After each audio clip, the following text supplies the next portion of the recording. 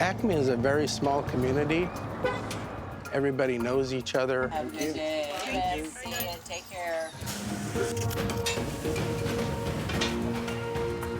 They go to the local diner to have their breakfast, lunch, or dinner. Okay. And they shop at the general store. You have that feeling of safety. Keep your doors unlocked.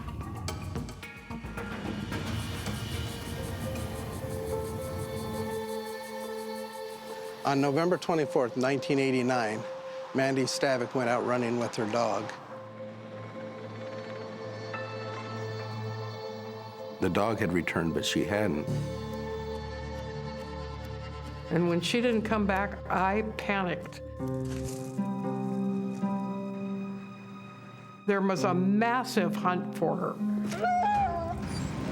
Everybody was out looking.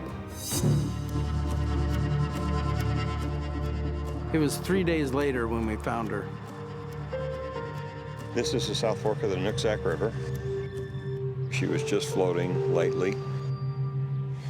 The only thing I could see were her tennis shoes and socks.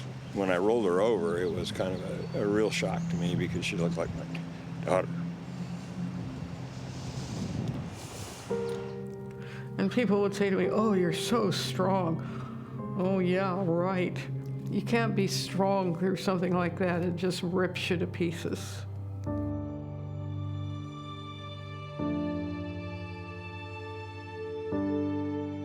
Oh, we were in shock. People were crying. They were, whoa. There was a killer out there somewhere. And the question is, was this person going to strike again? Yeah, so much unknown. For 25 years, we had no viable suspects in this case. You've got to keep working, keep persistent, keep going. Mandy's dead, but this case was not going to die. No. I absolutely did not think it would ever get solved.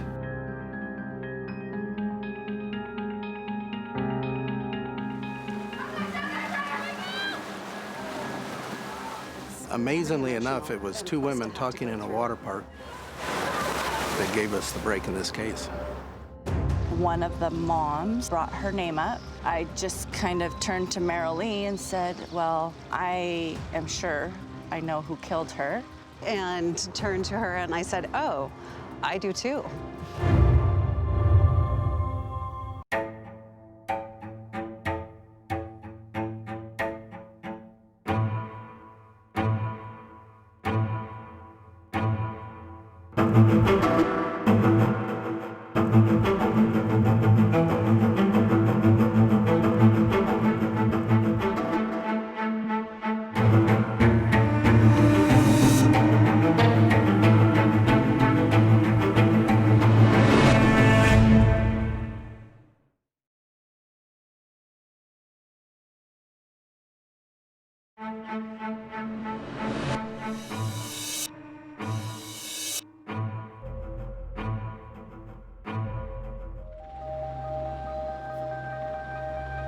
So take me back.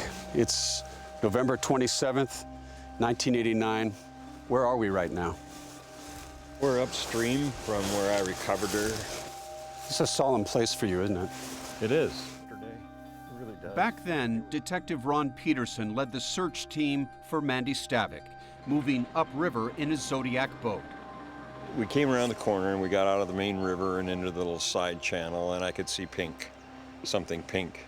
It was Mandy, wearing only her running shoes. When you lifted her out of the water as a father, did you say anything to her?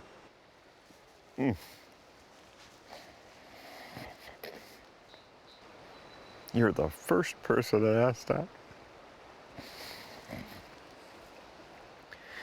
I said, I got you. Peterson and so many others in the small community of Acme, Washington, are still emotional, even 30 years later. What was lost for you in this community with the death of Mandy Stavik? A sense of innocence, I think, more than anything. Jim Freeman was Mandy's high school basketball coach and gave the eulogy at her memorial service, attended by nearly 1,000 people. You see her smiling back at you, right at your soul with eyes that say, I love life. He had mentored her off the court as well, becoming a father figure after Mandy's parents divorced. Mandy expressed her admiration for him in this card. For Mr. Freeman, the one person who has inspired and influenced me more than anyone. Thank you, you're the greatest. Most sincerely, Mandy Stavik, class of '89, number 13. Basketball player, cheerleader, top student, once an aspiring airline pilot, Mandy Stavik truly stood out, says her mother, Mary. She wanted to do everything. She wanted to be very good to the best at everything she did. And she was. Mandy's older sister, Molly Brighton. Mandy, she was larger than life. She accomplished a lot in the short time that she was here. All that promise came to an abrupt end in 1989, when the college freshman came home from Central Washington University for Thanksgiving. The day after the big holiday meal at her house, Mandy set out on the last jog of her life with her German Shepherd, Kyra. How many times you driven this road? Oh, geez, probably close to 100 over the 30 years of working on the case. Detective Kevin Bowie, who was just a rookie deputy back then, has pieced together Mandy's route from the few people who briefly saw her that day. She always started from the house here and then ran down westbound toward the west side of the Strand Road. The last person to see Mandy alive was a man in a pickup truck who pulled up right here. Mandy ran right in front of him, heading in that direction to go around the bend to her home, about 1/8 of a mile from here. I would say to that wooded area ahead of us is where I believe she was abducted. Bowie says her assailant had to be in a vehicle. Mandy was too fast a runner to catch on foot. How do you think she was abducted? By a weapon, that's what they used to gain to control her. I believe it was a gun. And what? Points the gun at her and says, get in? Yep, points the gun at her, get in. At that point, she's compliant. Investigators believe the attacker had kicked the dog into a ditch before abducting Mandy. He then sexually assaulted her about 3.5 miles away from where she was jogging. Afterward, she tried to flee, a scenario suggested by the scratches on her arms and legs. I immediately went, oh my God, she was running away, running through the blackberries. Blackberry bushes, got thorns on them. Big thorns. And that's what I thought. She was running away from whoever had her. I believe whoever was chasing her caught her and hit her in the head, knocking her out, and then placed her in the river to make sure she drowned. It occurred to Ron Peterson that Mandy's body may hold other important evidence. He had just recently been trained by the FBI on recovering DNA. And based on the position that she was in the water, you knew you had to get her out to preserve it. That was the biggest fear of mine, is how to get her out without disturbing it. His training paid off. So when they did the autopsy, they were able to recover male DNA from Mandy. The male DNA was semen, suggesting a sexual attack. What happened in terms of the investigation? From there, it was, you always look for that person that's strange or odd, that doesn't quite fit into the community. Tips poured in, and deputies checked them out. This is a standard road where Suchi was observed. David Suchi was a local drifter seen in the area that day, Bowie says. They got a warrant and got his DNA, and he was ruled out. Deputies interviewed various persons of interest, including Mandy's boyfriend, Rick Zender. They also looked at him just to rule him out. All dead ends. In all, some 30 local men gave DNA samples. None matched. The case went cold. And the murder hung like a dark cloud over this community for the next 2 decades. It was like an assault on all of us. Then, almost 25 years later, a new suspect emerged, and he had lived right in Mandy's neighborhood. His name wasn't even on the radar.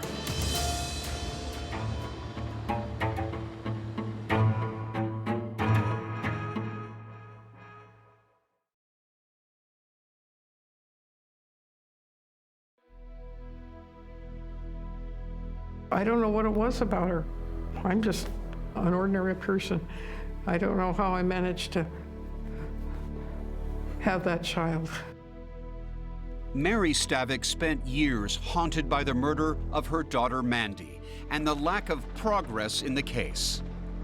And I just really didn't have any hope. That became more ingrained in me as the years went on. But Detective Kevin Bowie, who attended the same high school as Mandy, had never given up. By 2009, he was the lead investigator on this unsolved case. We needed some answers. We needed to get to the bottom of it. He began scouring the case file, poring over old leads and old suspects. And I started going through who's been interviewed, who's been talked to. Bowie noticed that a local drug dealer named John Wisniewski had been questioned because he told people he might know who murdered Mandy. Although his DNA did not match the crime scene, Bowie still wanted to talk to him again. And in 2010, he traveled all the way to Cambodia, where Wisniewski now lives, to question him. What did your gut tell you about this man? Well, I thought he was a good liar. Just kept reiterating, I don't know who did this. You weren't believing him, though? I didn't believe him. But a feeling wasn't evidence. So it's another dead end. Yes. But then, 3 years later, the sheriff's office got a tip that sent them in a new direction, coming from, of all places, a pair of moms chatting at a water park. It was June 2013. Where were you guys when you had this conversation? Sitting on the grass right over there. Heather Backstrom and Marilee Anderson had both gone to Mount Baker High. And you were just watching your kids coming down the water slides and things? Mm-hmm. Out of the blue, one of the other mothers brought up the name Mandy Stavik. Both Heather and Marilee, who barely knew each other, held long suspicions about the same man. Marilee had never told anyone in law enforcement of her suspicions.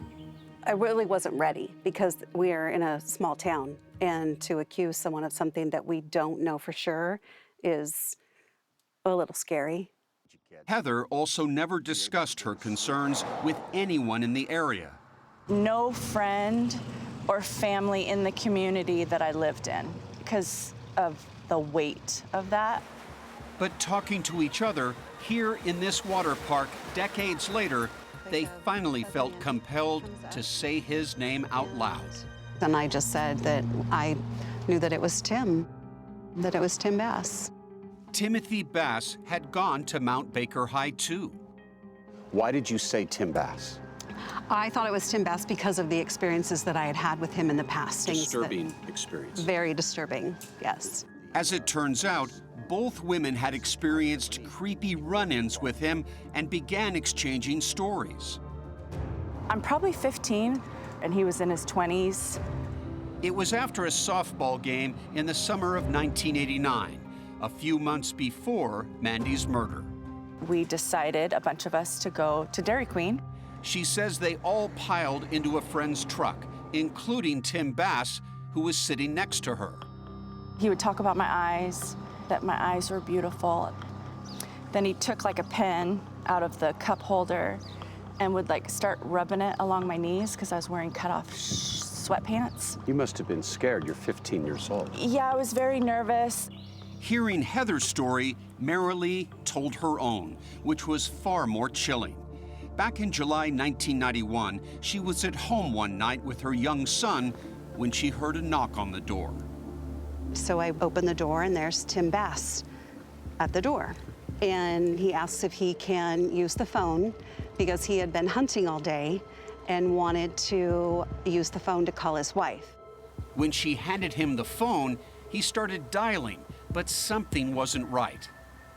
I hear the beep, beep, beep, we're sorry, when you call and the phone's disconnected. So I thought, okay, something's up. Then she says things got scary. So then he walks through the kitchen and back to my bedroom. He said that he used to drive by our house and that he had always been in love with me and wanted to make love to me. Right then and there. Yes. Marilee says she demanded that Tim leave, but he refused. And what are you feeling at this moment? Terrified. Eventually, after she threatened to call the police, Tim left. Years later, the two women now realized they had to speak up. Marilee contacted another Mount Baker High graduate, Detective Ken Gates. She had a gut feeling that Tim Bass was responsible for killing Mandy. Where did Tim Bass live? He lived right in this house right here. A home less than 2 miles from Mandy's house, right along her running route. Back in 1989, 1990, did they go to the Bass household and question people there? They looked at it like, no, it wouldn't be this family because they're well liked in the community. And so I think it was just overlooked. Tim Bass, along with his brother and father, had never been asked to give a DNA sample. And for the past 25 years, Tim had been living a quiet life in a nearby community, married with 3 children, and driving a delivery truck for a bakery. Any criminal record? Anything that would have called attention to Tim Bass? No. He kept to himself and, for the most part, worked and came home. But now, police decided to pay Tim a visit at home. Very non-threatening in your approach. Correct. When asked about Mandy, Bass pretended he didn't even remember her. At least, not at first. So he just looked up and was like, Mandy. Oh yeah, she was the girl that they found in the river. It was kind of like, okay, I think we're being played here. Who could forget Mandy Stavik?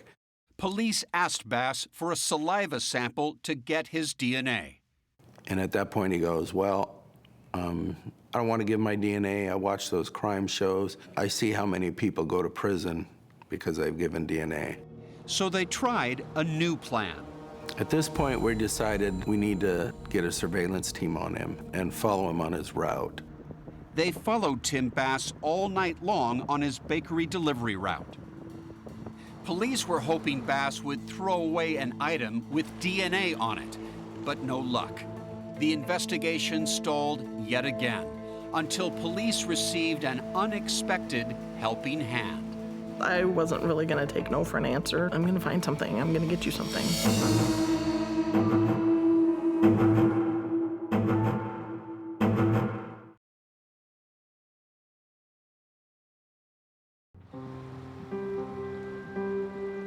"24 long years had passed without an arrest, and police finally had a prime suspect.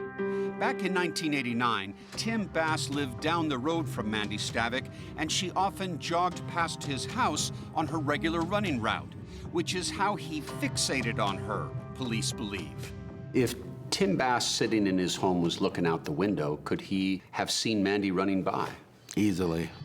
Investigators knew Mandy didn't jog by the Bass house the day she disappeared, but Tim was in their crosshairs, so they wanted to know more about him. They got some background from his younger brother, Tom. As kids, they palled around together like most brothers. Very competitive. We had a lot of fun together, playing, different sports. Tim had always been a loner, but as a teenager, he began to reveal deeper issues. Social interactions have never really been natural to him. Tom remembers a harrowing night after a high school girlfriend had broken up with Tim. He was on the phone with her in his bedroom, and he apparently had a pistol with him. At some point said, "I'm gonna kill myself." He actually ended up firing the gun. Tim had fired into the air. From that night on, Tom says people close to Tim noticed a change in him. It's just the disgust, the disrespect towards women. Robin, did you ever see this? Oh, yes. Robin is Tom's wife. I think that he really thinks that women are inferior to him. Tim got married young, at 22, just 6 weeks after Mandy's murder. He married another Mount Baker graduate, Gina Malone. She says it was hardly a fairy tale romance. I married him basically to get away from home. Gina says throughout their nearly 30-year marriage, Tim was a controlling and emotionally abusive husband. I felt like his servant. Go get me a drink. Make me food. I personally witnessed him tell Gina to shut up, 8 million times. It didn't feel like a marriage. I felt like I went into a prison, actually. But Gina stuck with Tim and had 3 children with him. Why did you stay with him? I was scared. And I did leave. I got a restraining order and left for 2 months. At that point, I had started divorce proceedings, and he's like, "I'm gonna lie to the judge and get the kids taken away from you. Anything with my kids," I'm just like, okay, I'm gonna do whatever I have to do to not lose my kids. In Tim Bass, detectives believed they had their killer, but they wanted to cast a wider net of potential suspects to be sure they were on the right path. We developed this list. We called it a DNA sweep. Investigators got DNA from 3 dozen more men in the area, but Tim Bass wouldn't cooperate.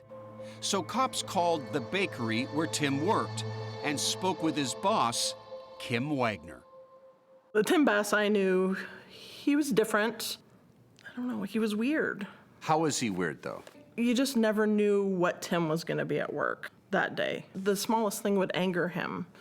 And so you tend to kind of stay away from people like that.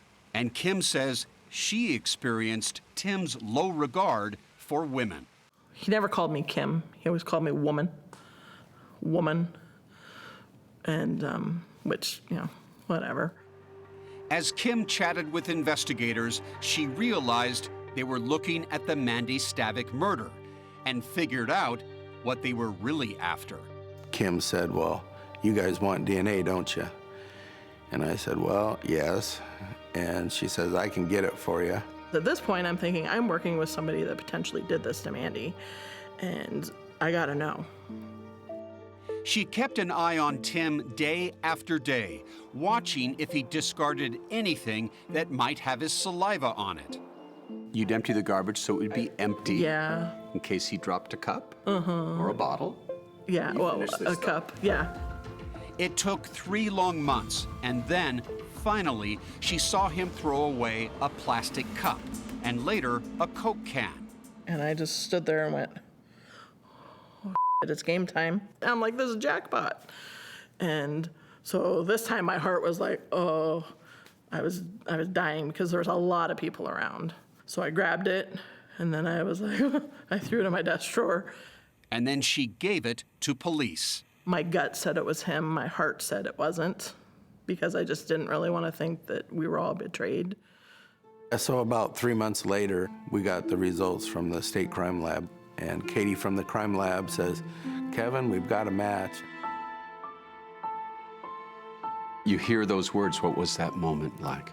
You hear them, but you're not sure it's almost like I'm dreaming. I'm gonna wake up at any moment in time. I was just like, this is the biggest thing that's ever happened to me. A lot of tears. After the DNA match, they paid another visit to Tim as he was leaving work. I'm questioning him. I'm like, did you have any relationship with her? No. So you didn't even kiss her or anything? No, never. Then why would your DNA be inside her? He went from denial to, well, how did you get my DNA? What are you talking about? Right after that conversation, on December 12th, 2017, 28 years after Mandy had been found dead, police arrested 50-year-old Tim Bass in the bakery parking lot. They charged him with kidnapping, rape, and murder. As my partner's cuffing him up, I say, you're under arrest for the murder of Mandy Stavik. Later that day, the sheriff came knocking on Mary's door. It also happened to be her birthday. And he says, we've got him. That's all he says, we've got him. And I says, who? I really never dreamed. I really never dreamed it. Mandy's sister Molly was overwhelmed too. It's like, wow, what a present. What a birthday present. Detective Bowie called Kim Wagner with the news. Her first thought was about Mandy. And I asked if her family knew. What'd he say? That they knew. And so that's why I did it. I just never forgot about Mandy. But it's a big leap between thinking you have your man and convicting him in a court of law. Were you trying to get me to admit to something I didn't do? Is that what you're trying to do right now? Tim says he's innocent and that he had a secret that explains everything. He said, I just wanted to let you know I slept with Mandy. I was like, what? To what lengths would you go to get someone's DNA? Hear more from Kim Wagner on Facebook at 48 Hours.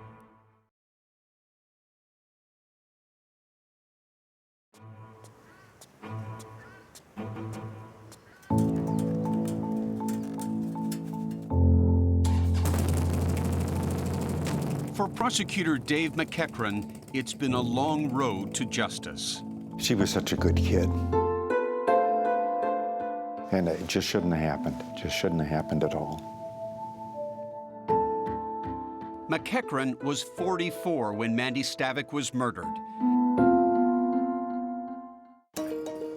And now, at 73, ladies and gentlemen of the jury, he's come out of retirement and insisted he not be paid as he leads the prosecution team in this deeply personal case. In your heart as well as in your head, you wanted to finish this. You bet. All right. After 30 years of heartache, fear, and frustration, the trial of Mandy's accused killer finally begins. The state's case is simple. The defendant's DNA was inside her, and we know that she was kidnapped, she was raped, and then she was killed. Case closed? No. Tim Bass is not guilty, says defense attorney Stephen Jackson. He didn't kidnap anyone, he didn't rape anyone, and he certainly didn't kill anyone. Jackson floats a theory to jurors that, if true, would be shocking. The suggestion that Tim Bass and Mandy Stavik had consensual sex in the hours before her murder. There were no signs of a struggle. Evidence of sexual contact is not evidence of rape. Everything I've said is the truth. In this interrogation, after his arrest, Bass claimed he had been having a secret affair with Mandy. It was more of a friendship type thing. We just talked, and then it just kind of grew into more of a physical thing, and we didn't even really do it that much. So it was more kissing and stuff. DNA can only tell you that there was contact. Stark Follis is one of Bass's defense attorneys. Mandy had come home for Thanksgiving break. Are you saying that when she came home, they met somewhere and had intimacy? That's exactly what I'm saying. And what do you say to those who say, prove it, that no one saw the two of them together? There are no telephone calls made between the two of them. First of all, I don't have to prove it. The burden of proof is on the state of Washington, not on the defense. Remember, when Tim Bass was first questioned in 2013, he said he barely remembered who Mandy was. Now, they were lovers? Why would his story evolve like that, in your opinion? Because he's making it up. He's trying to cover himself. Good afternoon, Ms. Wagner. Come on, step right up here if you would. Testifying for the prosecution is the woman who helped retrieve the DNA evidence that linked Bass to the crime scene. I was terrified. But Kim Wagner knew she had one more job to do. If Tim was potentially involved in that crime, I wanted to do the right thing for Mandy. But the defense is hoping science can support Bass's account. They called Dr. Elizabeth Johnson, a forensic expert, to the stand. She says the semen could have been deposited up to 2 days before Mandy's death. I would say most consistent is hours to days, and probably within up to 48 hours. The prosecution expert, the original medical examiner from 30 years ago, Dr. Gary Goldfogel, disagrees. He says various indicators say it was much sooner. She was raped and then was killed and deposited in the river and drowned in the river. Would your findings be consistent in all regards with that hypothetical? Yes, they would. Now it was time for a woman to testify who Bass knew very well. Please have a seat. You've been sworn. His now ex-wife, Gina. She divorced him after his arrest and his claims about his affair with Mandy. I was so nervous and I was shaking. I don't even want to see his face. Gina testifies that she witnessed him ask his mother to lie for him, to point the finger at his own dad. He's asked her, can we say Dad did it? Bass's father had died more than a decade earlier. She put her hands over her face and like this and paused for a minute and then said no. Tim Bass's trial was turning into a family reunion from hell. His brother Tom took the stand. As you're about to go take the stand, what's going through your mind? Did you sleep the night before? Very little. It was agonizing. As hard as it was, I knew I had to do it. I'd like to direct your attention to February 24, 2015. Tom recounted that when Tim was under investigation, he told Tom he had slept with Mandy decades ago, and then asked Tom to tell police he had also slept with her. I guess to make it look like she got around, that would be my only, that's probably why he said that. And then he asked me again, he said, "You believe me, right?" I didn't know what to say. And Tom describes another damning incident after Tim was arrested. He said that the cops are lying, everyone's out to get him. He said, "I need a strong alibi or I'm going to prison." He said, "Mom, maybe you can say that we were Christmas shopping. Tom, do what you can." Despite that testimony, defense attorney Shoshana Page has an explanation for his behavior. Even innocent people, when they're under that great weight of suspicion, can do things that can be interpreted as, well, only a guilty person would do this. As the 9-day trial wraps up, both sides make their final appeal to the jury. It's easy to make the assumption that this pretty young woman would never have anything to do with Mr. Bass. But this is Mr. Bass circa the late 80s. Just because somebody hadn't seen them together doesn't mean that they hadn't been together at some point. This is an investigation based on the faulty assumption that this is a sexual assault, and it may well not have been a sexual assault. This was not a situation where there was consensual sex. There was no contact between these people. She was abducted, she was raped, and she was killed. Hold him accountable. The DNA was at the heart of Tim Bass's trial. It would now be at the heart of the jury's deliberation. One of them said, "Teenage girls can sneak out at night. Maybe there was a secret relationship." Madam Clerk, issue the verdicts. What do you think of Tim Bass's defense? Chat now with the 48 Hours team on Facebook and Twitter. 30 years of wondering, 2 weeks of trial, 5 hours of deliberations. I was terrified. As the jury in the Mandy Stavik case deliberated, the hours felt like an eternity. I was every juror. Please do the right thing, do the right thing, do the right thing. They have to have 100% agreement. If one person doesn't agree, they've got a hung jury and they have to start all over again. And I was praying that that would not happen. Although no one testified to ever seeing Tim and Mandy together, juror Ed Beeman says they had a lot to discuss.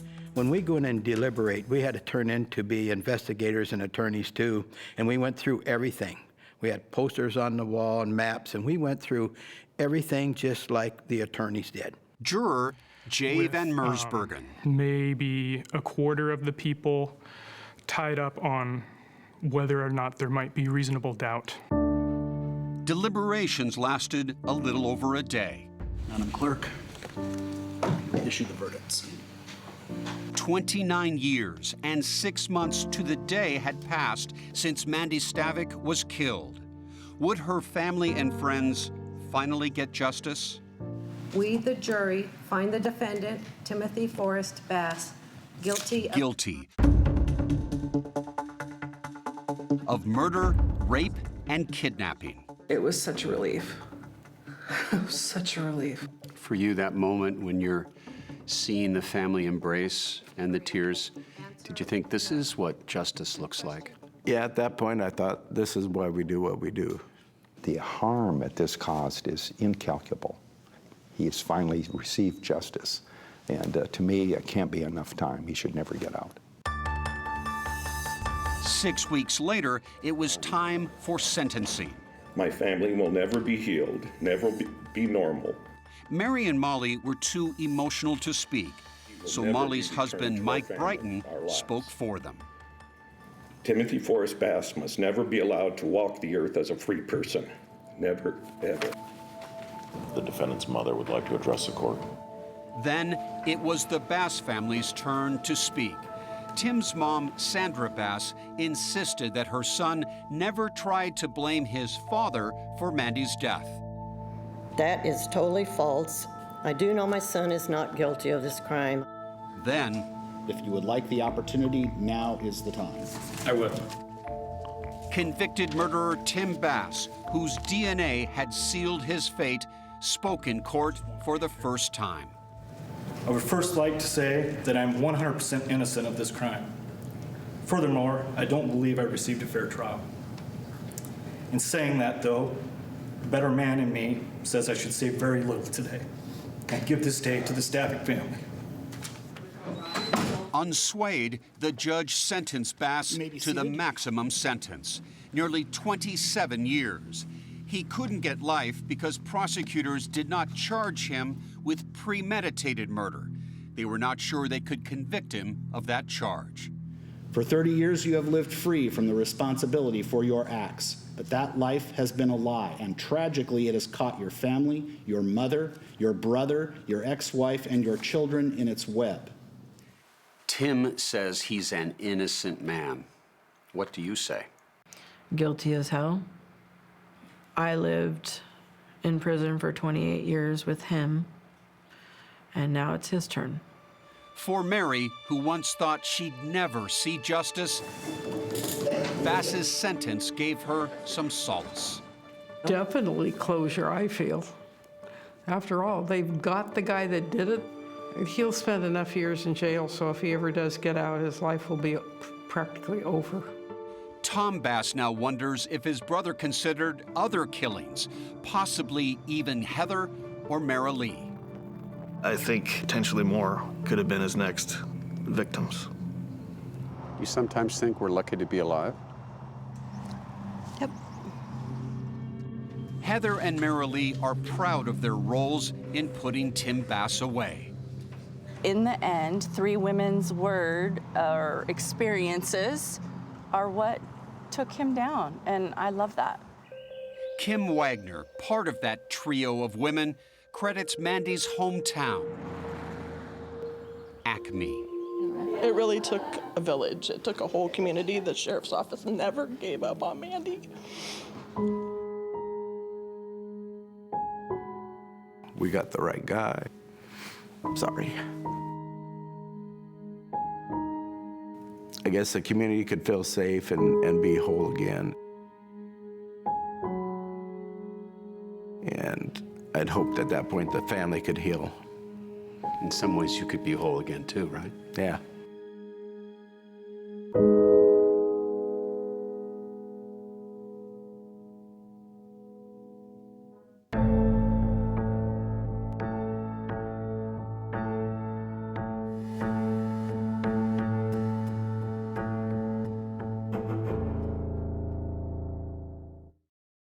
George Floyd's death has inspired a movement. We are witnessing it right now. Where do things go for you now? We have to talk to people, listen. Why is it important to you guys to come out? If we just stayed home, nothing would change. What do you hope comes from this? This is what's coming from it. The change is here.